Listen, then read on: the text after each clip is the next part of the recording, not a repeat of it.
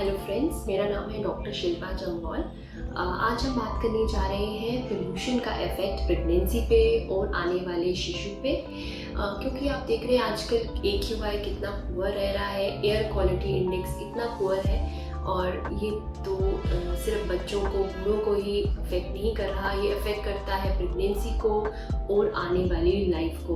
तो आज हम बात करेंगे कि क्या क्या प्रॉब्लम्स हो सकती हैं अगर पोल्यूशन हो और पोल्यूशन में सांस ले रही है प्रेग्नेंट फीमेल्स, तो उसको क्या इफेक्ट हो सकता है, उसकी बेबी पे क्या इफेक्ट आ सकता है।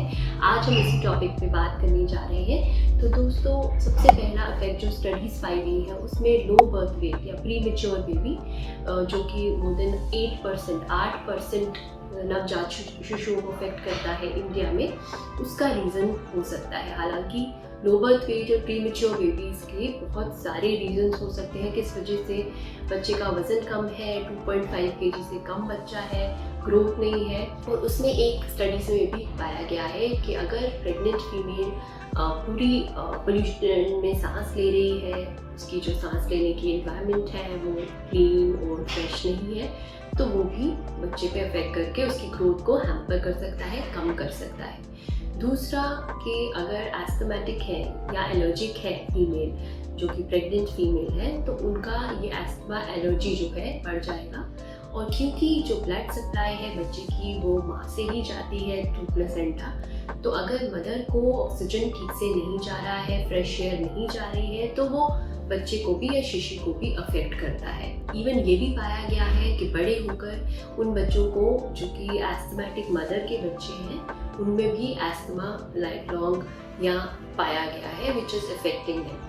सो ये चीज़ें हैं जो कि बच्चे पे अफेक्ट होती हैं। इवन फॉरेन में ये भी स्टडीज़ में पाया गया है कि ऑटिज़म जो प्रॉब्लम है वो भी बड़ी है, जिनमें पोल्यूशन में, पोल्यूटेड इन्वायरमेंट में मदर रह रही है। तो ये भी बहुत चिंता का विषय है, जो कि फर्टिलिटी में बहुत प्रॉब्लम करता है। ये जो पोल्यूशन है, जो लेडीज़ ट्राई कर रही हैं प्रेगनेंसी को और इनफर्टाइल प्रूव हो रही है डायग्नोसिस में, उनका भी एक रीज़न ये पोल्यूशन हो सकता है। इवन ये कहा गया है कि अगर फर्टिलिटी ठहर भी जा रही है तो अबॉर्शन का रीज़न भी कुछ स्टडीज़ में पोल्यूशन पाया गया है।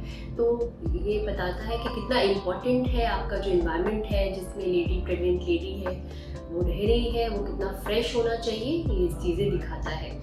अब ये है कि हर कोई ऐसे इन्वायरमेंट को, या जहाँ पे वो ऑलरेडी रह रहे हैं, उनको छोड़ के तो कहीं नहीं जा सकते। It is not feasible for everybody. तो ऐसा इंडोर इन्वायरमेंट जो है वो भी क्लीन होना चाहिए। सारी लेडीज़ जो हैं, जो प्रेग्नेंट लेडीज़ हैं, उनको अपने इंडोर इन्वायरमेंट का भी ध्यान रखना चाहिए, क्योंकि सिर्फ गाड़ियों का धुआं या ओपन एयर का इन्वायरमेंट में पोल्यूशन होना सिर्फ बेबी को अफेक्ट नहीं करता। इंडोर का इन्वायरमेंट बहुत इम्पॉर्टेंट है और आप क्या कर सकते हैं इसको कि आप आपका इंडोर इन्वायरमेंट को सही रखें। तो दोस्तों, आप ऐसा कर सकते हैं कि अगर आप प्रेग्नेंट हैं तो कोशिश कीजिए कि कम से कम आउटडोर स्टेप कीजिए, बहुत ज़रूरी है। तो ऐसे अगर AQI बहुत ही पुअर चल रहा है तो बाहर जाना तभी इम्पॉर्टेंट रखिए अगर कोई इम्पॉर्टेंट काम है, और कोशिश कीजिए कि मास्क पहन के जाइए। घर में रह रहे हैं तो विंडोज़ को बंद रखिए। अगर AQI बाहर का बहुत पुअर है, एयर प्यूरीफायर का इस्तेमाल कीजिए।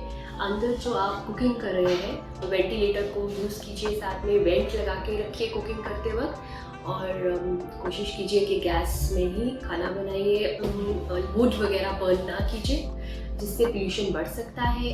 जो खुशबूदार स्टिक्स यूज़ करते हैं, फ्रेगनेंस के लिए जलाते हैं, वो अगर AQI बाहर का बहुत पुअर है तो कोशिश कीजिए वो कम से कम जलाई जाए, ताकि अंदर का जो है इन्वायरमेंट वो भी पोल्यूटेड ना हो।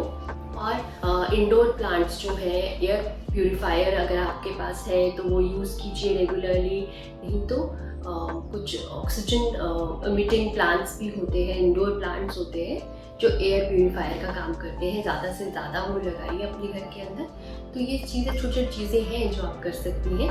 और पानी ज़्यादा पीजिए, रेगुलर एक्सरसाइजेस कीजिए, अपनी लंग कैपेसिटी को भी बढ़ाइए। तो ये बहुत ज़रूरी है फीमेल्स के लिए।